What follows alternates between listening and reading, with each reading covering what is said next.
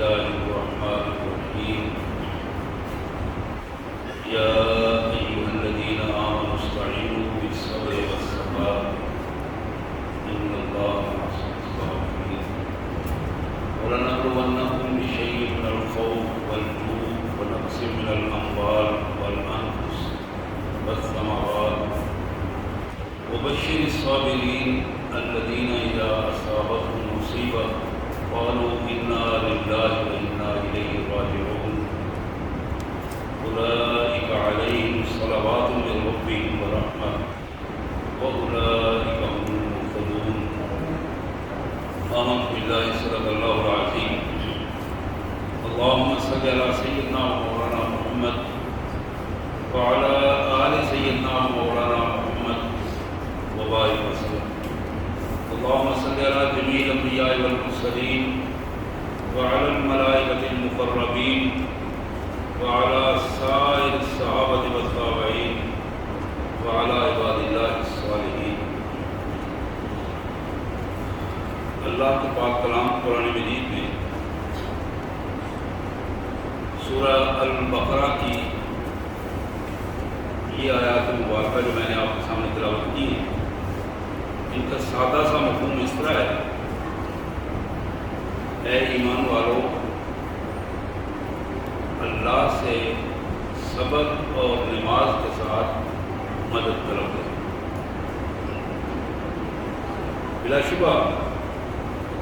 جو شخص، جو افراد صبر و استقامت کا مظاہرہ کرتے ہیں، اللہ ان کا ساتھ دیتا ہے،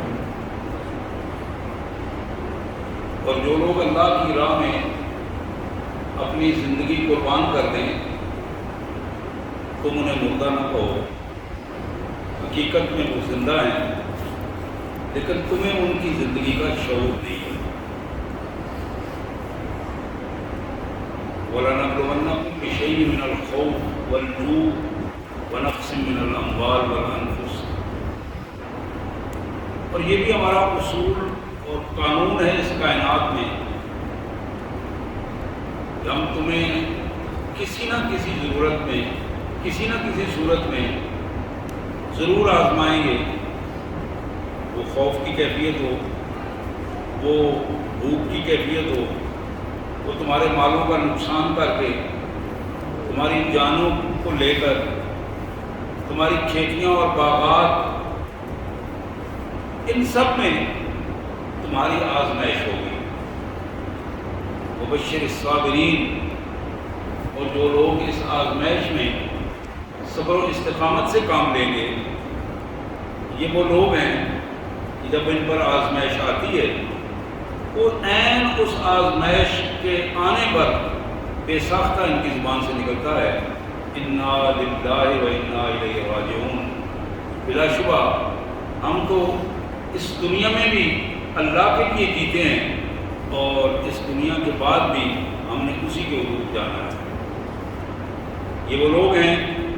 جن پر ان کے رب کی طرف سے عنایتیں ہیں، اللہ کی رحمتیں ہیں ان پر، اور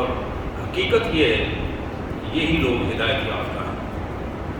سبحان اللہ و بحمدہ، سبحان اللہ العظیم و بحمدہ استغفر اللہ۔ ایک دوسری آیت مبارکہ، یہ تو سورہ البقرہ کی آیت تھی، سورہ توبہ کی ایک آیت مبارکہ جو بڑی معروف آیات ہیں اس حوالے سے، میں وہ بھی آپ کے سامنے رکھنا چاہتا تھا، جس میں کائنات کے مالک نے اس کائنات کے نظام کے حوالے سے بات کی ہے، اور وہی بات اس کائنات کی حقیقت کو ہمارے سامنے واضح کرتی ہے۔ اللہ فرماتے ہیں کہ ان عدت الشہور عند اللہ، ان عدت الشہور عند اللہ 12 شہرا فی کتاب اللہ، مہینوں کی تعداد اللہ کے ہاں 12 طے شدہ ہے۔ جو 12 مہینے ہیں یہ اللہ نے خود طے کیے ہیں، ان کی تقسیم اللہ نے خود کی ہے۔ فی کتاب اللہ، اللہ کے ریکارڈ میں یہ بات شامل ہے یوم خلق السماوات والارض، جس دن یہ زمین اور آسمان پیدا ہوئے تھے، ان کو تخلیق کیا گیا تھا، اس دن اللہ تعالیٰ نے یہ تقسیم فرما دی تھی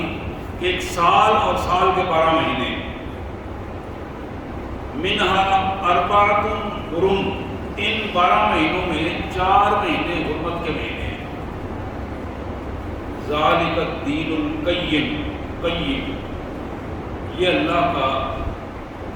پختہ دیا ہوا نظام زندگی ہے، طے شدہ نظام زندگی ہے۔ وَلَا تَظْلِمُوا فِيهِنَّ أَنفُسَكُمْ،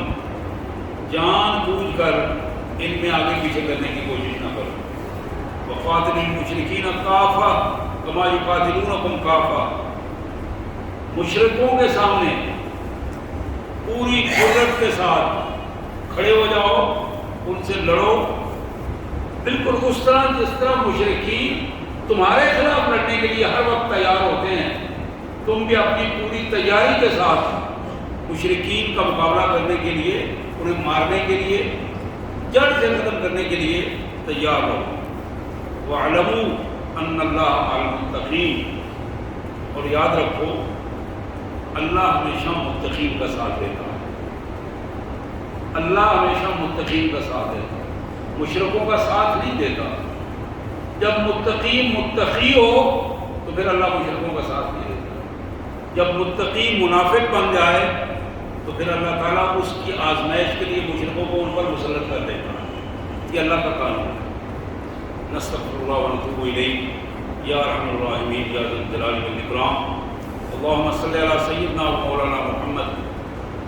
وعلی آل سیدنا و مولانا محمد وبارک وسلم۔ اللہم صلی علی جمیع الانبیاء والمرسلین وعلی الملائکۃ المقربین وعلی سائر الصحابۃ والتابعین وعلی عباد اللہ الصالحین۔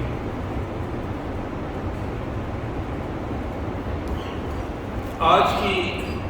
ہماری گفتگو کے موضوعات تو بہت سارے ہیں، لیکن ٹائم تھوڑا ہے، اس لیے مختصر سا ان سارے معاملات کو صرف اندازہ اور اشارتاً بات کرنے کی کوشش کروں گا۔ سورہ توبہ کی اس آیہ مبارکہ جو میں نے بعد میں تلاوت کی ہے، آیت نمبر 36 ہے، اس میں کائنات کے مالک نے کائنات کے نظام کو بڑے دو ٹوک انداز میں بیان کیا ہے، اور وہ دو ٹوک انداز یہ ہے کہ اس کائنات کی جو ترتیب ہے، اس کائنات کی جو ترتیب ہے، جو ترکیب ہے، دونوں صورتوں میں صرف وہی سلسلہ چلے گا جو مالک کا طے شدہ ہے۔ اس میں اگر کسی نے کچھ آگے پیچھے کرنے کی کوشش کی تو وہ خود ذلت و رسوائی کا نمونہ بن جائے گا، خود پریشان ہوگا، اور خود بالآخر اسی پوائنٹ پہ آئے گا جو پوائنٹ اللہ تبارک و تعالیٰ نے اس کے لیے طے کیا ہے۔ کائنات کے مالک نے یہ جو 12 مہینے بنائے ہیں، ان کا آغاز محرم الحرام سے ہوتا ہے۔ یہ سال کا پہلا مہینہ ہے، اور اسلامی سال کا یہ پہلا مہینہ ہمارے لیے بڑی برکتوں والا مہینہ ہے۔ اللہ کی خاص رحمتیں، عنایات اور ایمان والوں کے لیے اپنی آزمائش کے بلبوتے پر رفعتیں اور مراتب حاصل کرنے کا مہینہ ہے۔ تو یہ بات بھی طے ہے کہ مراتب آزمائشوں پر ملتے ہیں، ایمان اور آزمائش دونوں چیزیں لازم و ملزوم ہیں۔ جیسے جیسے ایمان کی آزمائش ہوتی چلی جاتی ہے، اسی طرح بندہ مراتب کے مراحل طے کرتا چلا جاتا ہے۔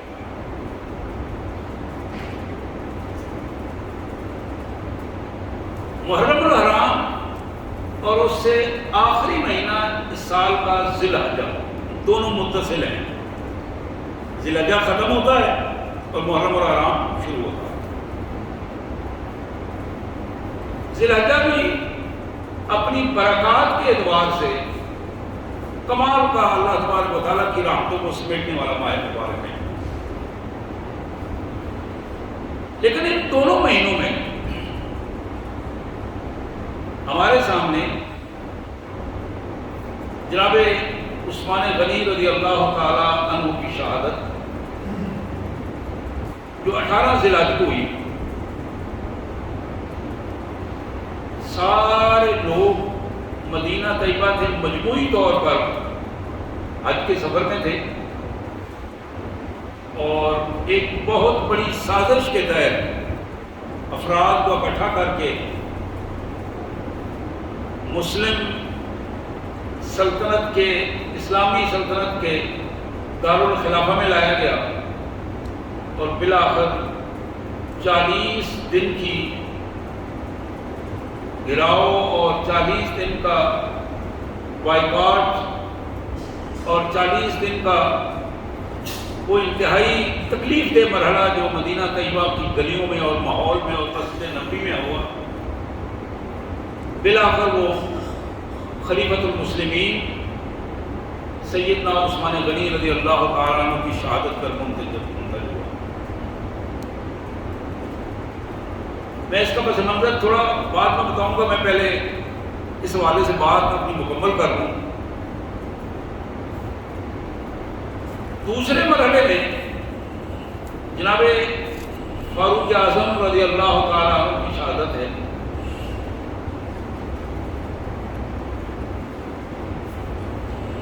اٹھارہ ذی الحجہ کے بعد بعض روایات میں ذی الحجہ کی یہ آخری تاریخیں ہیں، اور کچھ روایات میں یکم محرم الحرام ہے، جس میں سیدنا عمر بن خطاب خلیفۃ المسلمین رضی اللہ تعالیٰ عنہ کی شہادت ہوئی۔ عالم اسلام کے لیے یہ دونوں شہادتیں ایک بہت بڑا پیغام تھا،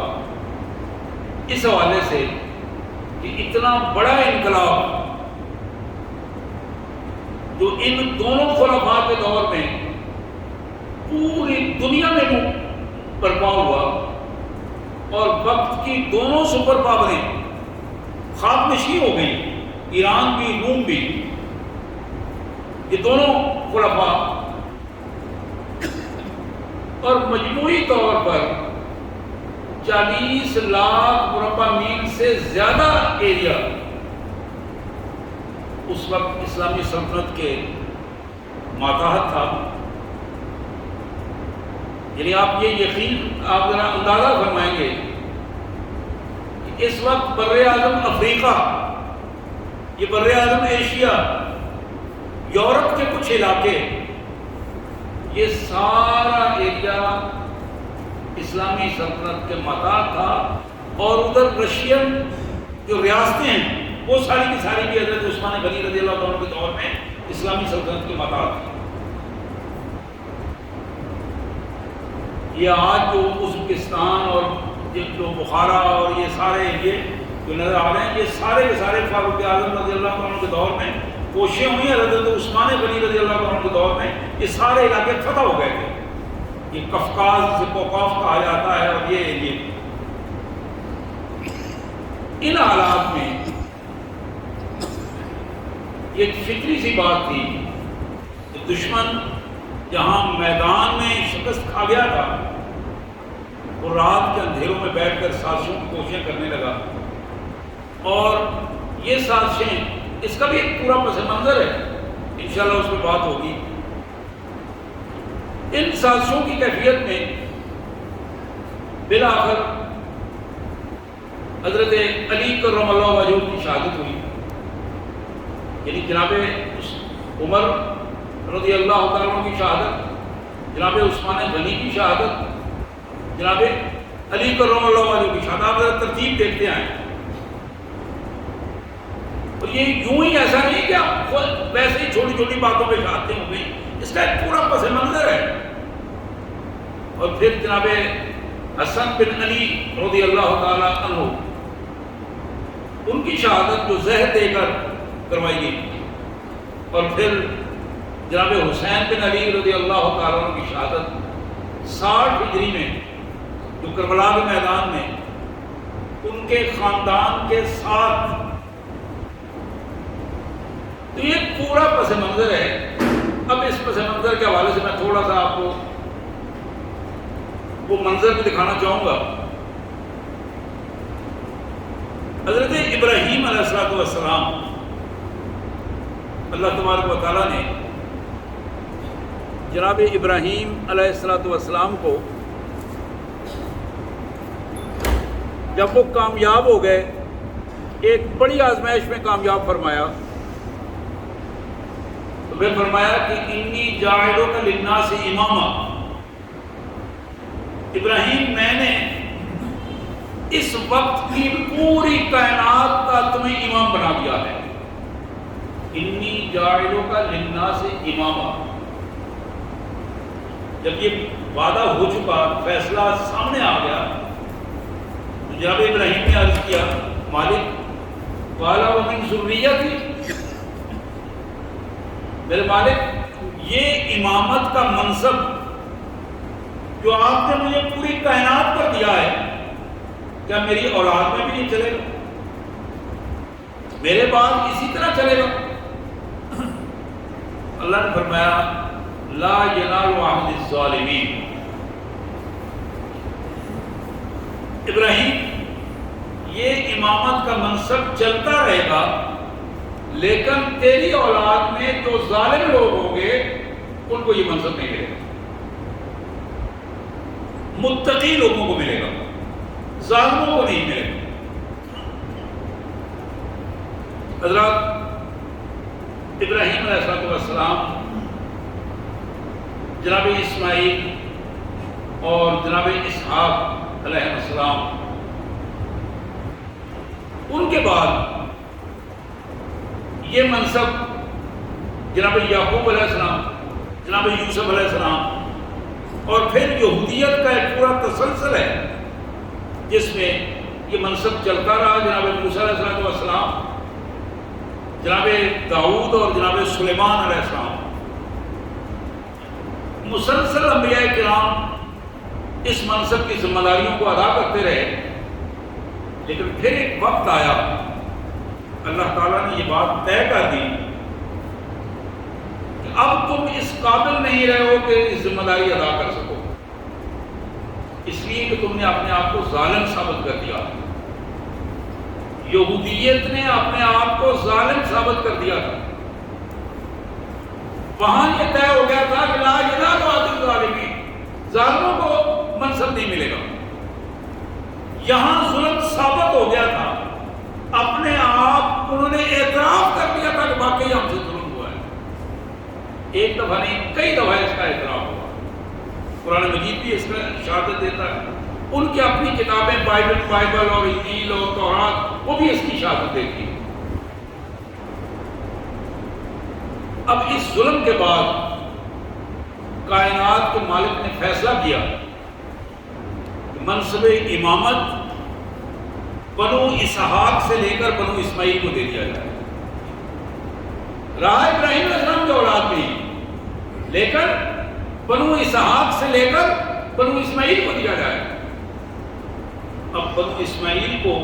جب منصب امامت ملا، آخری نبی محمد کریم صلی اللہ علیہ وآلہ وسلم کو اس منصب امامت میں آخری فائنل اور جو مکمل سربراہی تھی وہ آپ کے نام کر دی گئی. اور اس کی مخالفت اب یہود نے اپنا وتیرہ بنا لیا. بڑی معروف روایت ہے، سیاستہ کی روایت ہے. سیدہ صفیہ ام المومنین سلام اللہ علیہ کہتی ہے کہ میں ساتھ والے کمرے میں بیٹھ کر یہ گفتگو سن رہی تھی اپنے چچا اور باپ کی، کہ میرے چچا نے میرے باپ کو کہا، ایک کافر اشرف تھا اور ایک معین تھا. میرے چچا نے میرے باپ کو کہا کہ تم نے مجھے بھائی بھیجا تھا، میں نے اس بندے کو پرکھا ہے، جانچا ہے، اس کی محفل میں بیٹھا ہوں، یہ وہی نبی ہے جس کا ہم انتظار کر رہے تھے، یہ سچا ہے، وہی نبی ہے جس کا ہم انتظار کر رہے تھے۔ ہمیں کوشش کرنی چاہیے کہ ہم پہلی فرصت میں دوسروں سے پہلے جا کے اس کے ساتھ ایمان لے آئیں، اس کو مان لیں، تاکہ ہم مدینہ میں پہلے اس کے ساتھ ہوں اور اس کا اپنا دھڑا مضبوط کر لیں۔ یہودیوں میں دھڑے بندی کی بڑی کیفیت ہے، یہودیوں میں جو دھڑے بندی ہے،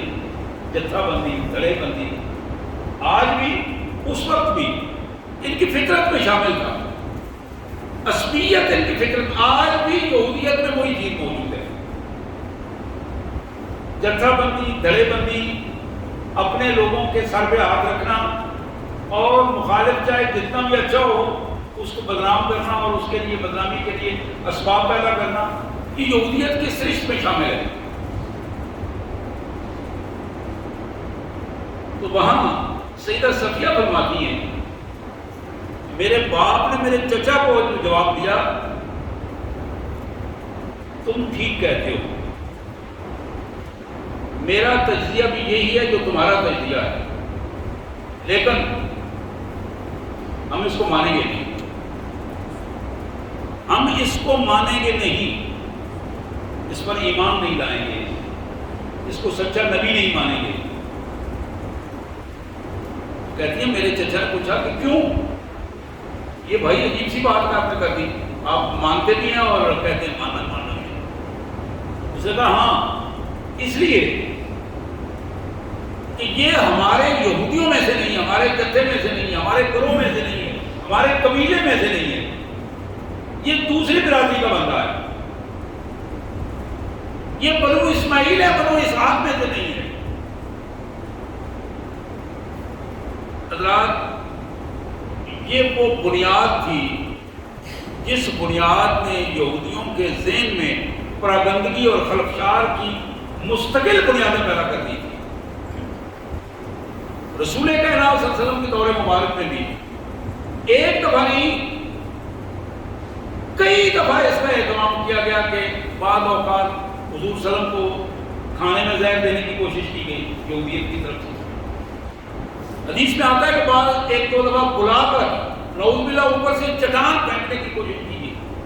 بڑی معروف حدیثیں ہیں یہ اس سے آفتا کی، لیکن کائنات کے مالک نے جسے بچانا ہو، دنیا کی کوئی قوت اس کا بال بھی بگا نہیں کر سکتی۔ اللہ کے پیارے رسول صلی اللہ علیہ وسلم کی ذات مبارک اور پھر یہی عمل سیدنا صدیق اکبر کے ساتھ بھی دہرایا گیا۔ تقریباً 2.25 سال کے قریب خلافت کا دور رہا ہے۔ اس خلافت کے دور میں ان کی سازش ظاہری طور پر تو وہ کامیاب نہ ہو سکی، لیکن اندر ہی اندر یہ سازش بڑی عجیب قسم کی کیفیات دے کر آگے چلتی رہی۔ اور آپ کہیں گے کہ یہ 2 سال کیوں نہیں کامیاب ہو سکی؟ اس لیے کہ یہ پورے 2 سال مسلمان میدان عمل میں رہے، جہاد میں رہے، کبھی مانین زکات کے ساتھ جہاد ہو رہا ہے، کبھی متدین کے ساتھ جہاد ہو رہا ہے، کبھی کسی سطح پر، کبھی کسی سطح پر، کبھی رسول اللہ صلی اللہ علیہ وسلم کے بھجوائے ہوئے اسامہ بن زید کے لشکر کے صورت میں جہاد ہو رہا ہے۔ اب یہ 2 سال کا جو عرصہ تھا، یہ مسلسل مسلمان میدان عمل میں اور میدان جہاد میں انہوں نے گزارا۔ جناب فاروق اعظم رضی اللہ تعالیٰ عنہ کا دور جو مجموعی طور پر 12 سال کے قریب دور ہے تقریباً، اس دور میں اسلامی سلطنت اسٹیبلش ہوئی، مضبوط ہوئی، اور وقت ملا زیادہ بہتر انداز میں عملی زندگی میں اتنے بڑے کام ہوئے۔ اگر آپ تاریخ میں نیٹ پر تاریخ کی کتابوں میں، سیرت کی کتابوں میں دیکھیں گے، اولیات عمر کے نام سے، اولیات عمر یعنی جناب عمر رضی اللہ عنہ کے دور میں کیا کیا چیزوں کو ترجیح دے کر پہلی فرسٹ پرائرٹی پہ رکھ کر ایک نئے انداز میں حکومت کو اسٹیبلش کیا گیا، ایک نئی حکومت کا ڈھانچہ اور خاکہ بنایا گیا۔ انشاءاللہ کسی جمعے کو موقع ملا تو اس پہ بھی بات ہوگی، لیکن میں عرض کر رہا تھا اب فاروق اعظم رضی اللہ تعالیٰ عنہ کا یہ دور ان کے آخری زندگی کے لمحات تک بڑا مضبوط دور تھا۔ کسی کی یعنی دو پہلو میں رکھنا چاہوں گا، کسی فرد کی جرأت نہیں تھی کہ دین اسلام کے خلاف کوئی غلط کسی چیز کو پروجیکٹ کر کے اپنے آپ کو محفوظ تصور کرے، اور بالکل اسی طرح اس کے بالکل برعکس کسی بندے کو اس کا فکر نہیں تھا کہ کوئی شخص بھی اسلامی سلطنت کی سرزمین پر میرے ساتھ کسی بھی سطح پر ذرہ برابر بھی کوئی ظلم کر سکے گا۔ عمر رضی اللہ عنہ کی موجودگی میں یہ بات ممکن نہیں تھی۔ یہ دونوں پہلو اسلامی کیفیات میں بڑے واضح انداز میں بتائے۔ سیدنا فاروق اعظم رضی اللہ عنہ کی شہادت جس طرح ہوئی، جس کیفیت میں ہوئی اور جس شخص کے ذریعے ہوئی، ایک بڑا اہم باب ہے اس حوالے سے، لیکن نتیجہ ایک ہی ہے، اس کے پیچھے پوری سازش، اور اس سازش میں اگرچہ سامنے مجوسی کو لایا گیا لیکن پس منظر میں ایک پوری یہودی ایک پلان تھا، اس پلان کے حوالے سے یہ سارا کا سارا سلسلہ ہوا۔ بالکل اسی کیفیت میں سیدنا فاروق اعظم رضی اللہ عنہ کی شہادت کے بعد چونکہ یہ شہادت اس کیفیت میں ہوئی اور پوری کوشش کی گئی کہ ایک دفعہ سلطنت کے ستون بکھر جائیں سارے، بہت لمبی چوڑی سلطنت تھی۔ میں نے آپ کو مثال دی ہے کہ جناب عثمان غنی رضی اللہ تعالیٰ کا دور، جس میں پہلے 12 سال بڑے پرانا کیفیت میں گزرے، آخری 2-4 سالوں میں شورش برپا ہوئی۔ یہ دور اگر اس سلطنت کو دیکھا جائے تو مجموعی طور پہ پاکستان سے 12-15 گنا زیادہ علاقہ تھا جو سیدنا عثمان غنی رضی اللہ تعالیٰ عنہ کی زیر اطاعت موجود تھا۔ اب ان حالات میں جس طرح اس سازش کو، بلوائیوں کو، اور جس پلان کے تحت میں نے عرض کیا کہ لوگ مدینہ منورہ سے مکہ مکرمہ میں پہنچے ہوئے ہیں، پوری امت مسلمہ حج کرنے کے لیے وہاں موجود ہے، چند افراد دارالخلافہ میں موجود ہیں، اور ان حالات میں امیر المومنین کے گھر کا گھراؤ بھی کیا گیا، انہیں مسجد میں جانے سے روک دیا گیا، پانی تک کو بند کر دیا گیا، اور بالآخر ذی الحجہ کی 18 تاریخ تک یہ سلسلہ جاری رہا، اور 18 ذی الحجہ کو آپ کی شہادت ہوئی۔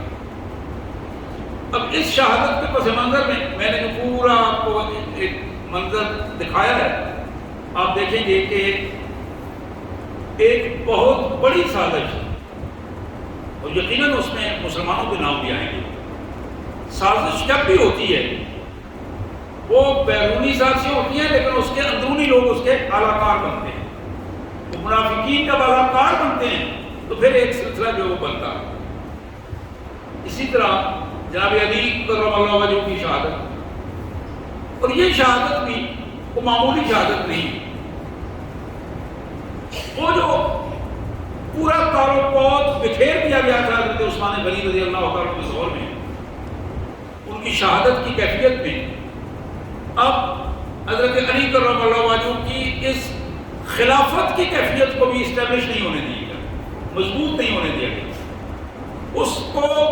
باقاعدہ ایک حکومت کی صورت میں چلنے نہیں دیا گیا۔ پہلے دن سے ایک ایسی کیفیت رہی جو شورش کی کیفیت تھی، اور بالآخر مجموعی طور پر یہ 5 سال کا عرصہ تھا جو حضرت علی کرم اللہ وجہہ کی حکومت کے خلافت کا زمانہ تھا، اور یہ بھی مجموعی طور پر میدان میں گزرا نکلا، کبھی جنگ جمل ہوئی اور کبھی جنگ صفین ہوئی، اور کبھی کسی سطح پر اور کبھی کسی سطح پر۔ نتیجہ یہ نکلا کہ امیر المومنین اس دنیا سے رخصت ہوئے، اور پھر حضرت حسن بن علی رضی اللہ تعالیٰ عنہ، آخری وقت سے آپ سے پوچھا بھی گیا، حضرت علی کرم اللہ وجہ سے پوچھا گیا کہ اگر آپ اجازت دیں تو ہم جناب حسن کی بیعت کر لیں۔ آپ نے فرمایا کہ نہ میں اس کا حکم دیتا ہوں نہ اجازت دیتا ہوں، یہ امت کا مسئلہ ہے، آپ لوگ بیٹھ کر فیصلہ کریں گے اور جس فیصلے پر آپ پہنچیں گے وہی بیعت کے قابل ہوگا، لیکن میں کسی کو آپ کو اجازت نہیں دوں گا کہ فلاں کی بیعت کریں اور فلاں کی بیعت نہ کریں۔ بہرحال امت کا ایک اتفاق تھا جناب حسن بن علی پہ، 6 ماہ کے قریب آپ کی خلافت کا سلسلہ رہا، اور اس 6 ماہ میں نے عرض کیا کہ وہ پلاننگ جو حضرت ابوبکر کے رسول اللہ صلی اللہ علیہ وسلم کے دور سے شروع ہوئی، وہی سازش جو جناب ابوبکر کے دور میں، جناب عمر کے دور میں، جناب عثمان کے دور میں، جناب علی کے دور میں ایک تسلسل کے ساتھ رضوان اللہ علیہ اجمعین کے دور میں ہوتی رہی، وہی سازش حضرت حسن بن علی رضی اللہ عنہ کے دور میں ان کی بیوی کے ذریعے زہر کھانے میں دلوائی گئی، اور ایک اس طرح کا ایک سلسلہ جو ہے وہ نتیجے پر پہنچا۔ اب جناب حسین رضی اللہ عنہ سے اس حوالے سے کوئی چیز بظاہر سازشی قسم کی کیفیت، ان کی طبیعت ایسی تھی کہ اس سے ممکن نہیں تھی۔ حضرت حسین رضی اللہ عنہ نے ڈائریکٹ میدان میں آنے کی کوشش کی، اور یہ جو میدان میں آنے کی کوشش تھی، ہر انسان کی اپنی طبیعت ہوتی ہے، جناب حسین بن علی رضی اللہ عنہ کی طبیعت بڑی فیصلہ کن قسم کی طبیعت تھی۔ تقریباً 60 ہجری کی بات ہے، اور اس وقت غالباً جناب حسین رضی اللہ عنہ کی عمر 56-57 سال کے قریب تھی، بعض روایات کے مطابق 60 کے قریب تھی۔ ان حالات میں آپ کو کوفے والوں نے کچھ خط لکھے، بلایا آپ ہماری قیادت کے لیے آئیں، اس وقت قیادت کا فقدان ہے، لیکن جب آپ چلے تو حکومت کو پتہ چلا اور راستے میں روکا گیا، اور نتیجہ تک واقعات بہت سارے لمبے چوڑے ہیں، کچھ غلط ہیں کچھ صحیح ہیں، میں صرف جنرلی بات کر رہا ہوں، ایک عمومی سی بات ہے کہ حضرت حسین رضی اللہ تعالیٰ عنہ نے کھل کے بات کی، اور کھلی بات یہ تھی کہ میں کسی بھی صورت میں ظلم کی حمایت نہیں کر سکتا، ظلم کی حمایت نہیں کروں گا، اور یہ بات بڑی اہم ہے۔ سید مودودی رحمۃ اللہ علیہ کا بڑا جملہ، معروف جملہ ہے کہ کسی نے ان سے جناب حسین رضی اللہ عنہ کی بیعت کے حوالے سے پوچھا، انہوں نے فرمایا کہ سوال یہ نہیں ہے کہ حضرت حسین رضی اللہ عنہ نے بیعت کیوں نہ کی، حضرت حسین رضی اللہ عنہ نے بیعت کیوں نہ کی، یہ سوال نہیں ہے۔ سوال یہ ہے کہ جب حضرت حسین رضی اللہ عنہ نے بیعت جب نہیں کی تو پھر لوگوں نے کیوں کی، لوگ ان کے ساتھ کیوں کھڑے ہوئے؟ جب نواسہ رسول ایک ظالم کے خلاف کھڑا ہوا تو پھر دوسرے لوگوں کو یہ جرأت کیسے ہوئی کہ نواسہ رسول کو چھوڑ کر دوسروں کے ساتھ ظلم کے ساتھ کھڑے ہوئے؟ اور یہی وہ کیفیت ہے، یہی وہ رنگ ہے جو ایک بالکل ایک عجیب قسم کا منظر ہمارے سامنے رکھتا ہے، اور آج بھی ان سارے مناظر کو دیکھتے ہوئے میرے اور آپ کے لیے جو سب سے اہم بات، میں نے شروع میں بتایا تھا کہ چونکہ موضوعات بہت سارے ہیں اور میں کوشش کروں گا صرف اشارہ در وہاں سے گزروں، تو میں آخری جو 4 باتیں جو ان سارے واقعات میں ہمارے لیے رہنمائی کا سبب ہے، ان میں سب سے پہلی چیز یہ ہے کہ آج اگر ہم یہ چاہتے ہیں کہ ہمارے اندر اتحاد اور اتفاق پیدا ہو جائے، ہم سازشوں سے بچ سکیں، تو ہم اپنے طور پر نہیں بچ پا سکتے۔ اس کا ایک حل ہے اور وہ ہے تمسک بالقرآن و سنت۔ ہمارا تعلق اللہ کے قرآن اور نبی صلی اللہ علیہ وسلم کی سنت سے کمزور اور کمزور تر ہو گیا ہے۔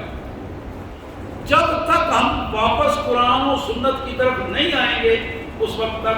ہماری زندگیوں اور اجتماعی انفرادی کا معاملہ نہیں سدھرے گا۔ قرآن مجید سے ہی رابطہ کرنا پڑے گا،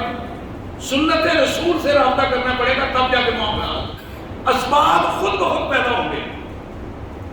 جب ہم قرآن و سنت کی طرف جائیں گے، اسباب اللہ خود پیدا کرے گا، مسبب اسباب پیدا کرے گا۔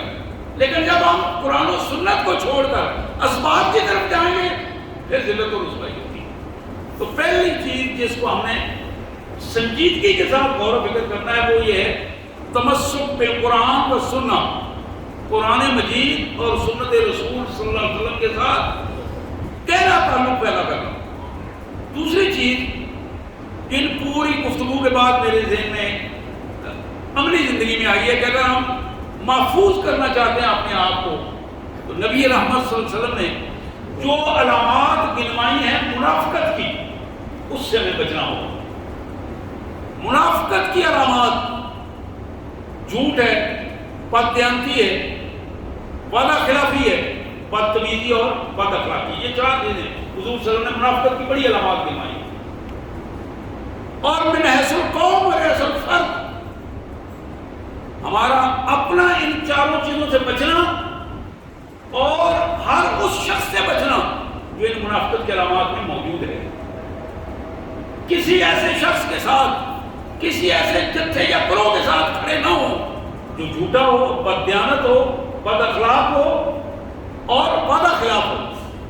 یہ علامات منافقت سے جتنا بچیں گے اتنا کامیابی کی طرف جائیں گے۔ تیسری چیز، اخلاقیات حسنہ، محمد رسول اللہ صلی اللہ علیہ وسلم کے طریقے، اخلاق، بولنے کا طریقہ، رہنے سہنے کا طریقہ، لینے دینے کے معاملات،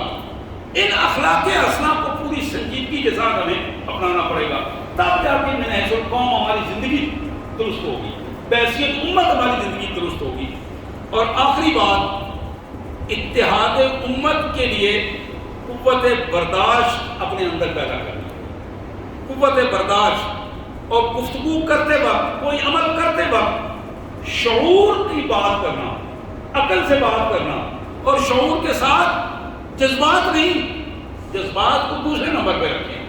اسلام سب سے پہلے عقل اور شعور کے ساتھ بات کرنے کی دعوت دیتا ہے،